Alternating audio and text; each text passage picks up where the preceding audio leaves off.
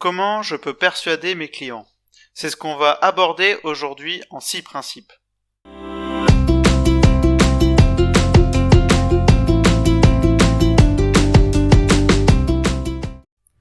Le premier principe, c'est le principe de la rareté.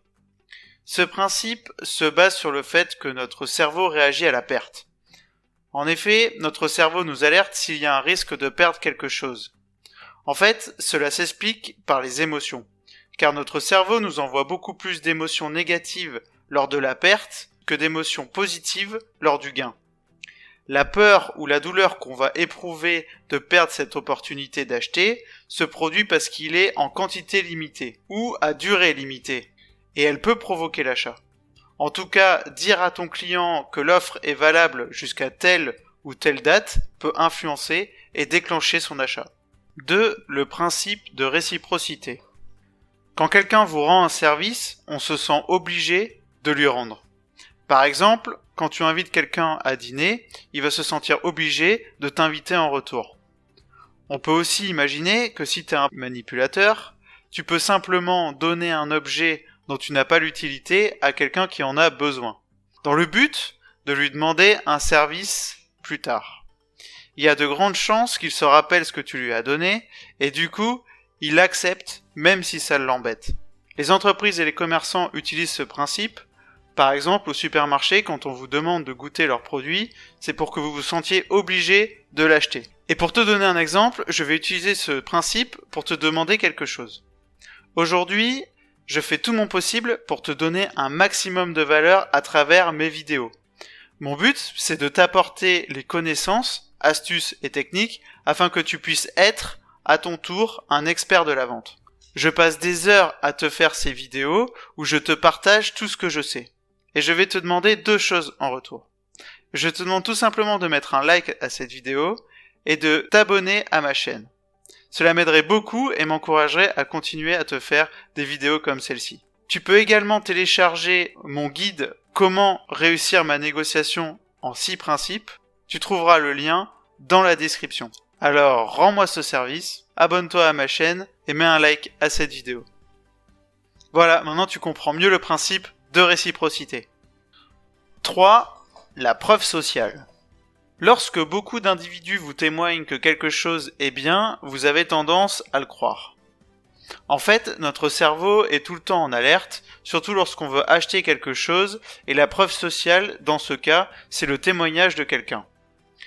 Il nous rassure et nous conforte dans notre décision d'achat. Aujourd'hui, sur tous les sites internet, on a des avis d'anciens clients, il y a même des sites spécialisés avec des labels pour témoigner que le produit qu'ils vendent est bon. C'est aussi les fameuses étoiles sur les sites internet, ce ne sont que des étoiles, mais cela influence énormément nos décisions d'achat. En fait, la preuve sociale, ça nous rassure et ça peut déclencher l'achat. 4. Le principe d'autorité. On dit souvent que l'habit ne fait pas le moine, et c'est vrai, mais notre cerveau, lui, fonctionne bel et bien par l'apparence.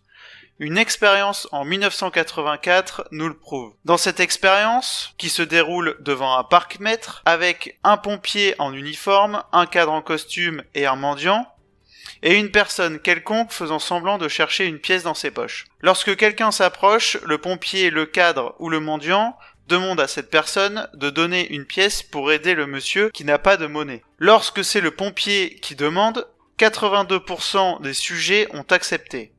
Lorsque c'est le cadre, 50% des personnes ont accepté. Et lorsque c'est le mendiant, 44% des personnes ont accepté. Encore mieux, quand c'était le pompier, 85% des personnes ont mis moins de 30 secondes pour se décider. Donc désolé de vous l'apprendre, mais notre cerveau est beaucoup plus attentif et se laisse facilement convaincre par quelqu'un qui se positionne en expert ou en docteur.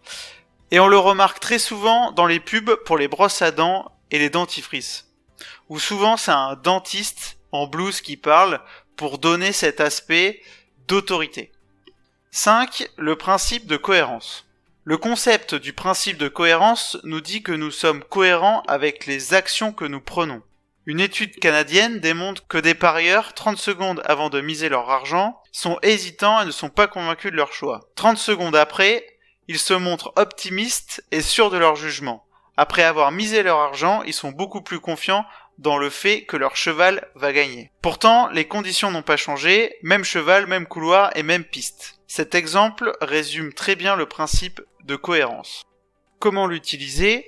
Eh bien, les entreprises, par rapport à ce principe, font un essai gratuit. Et comme vous êtes cohérent avec les actions que vous prenez, vous avez beaucoup plus de chances d'acheter le produit. Le principe d'affection, le principe de sympathie. Nous sommes plus susceptibles d'acheter à quelqu'un que nous apprécions plutôt qu'à un autre. Et ça, c'est très simple à vérifier, puisque lorsqu'on est bien accueilli dans un magasin, on préfère aller dans ce magasin plutôt qu'ailleurs. Mais on peut aller encore plus loin avec des marques telles que Tupperware ou les fameux robots Thermomix, où tout leur système de vente est basé sur ce principe.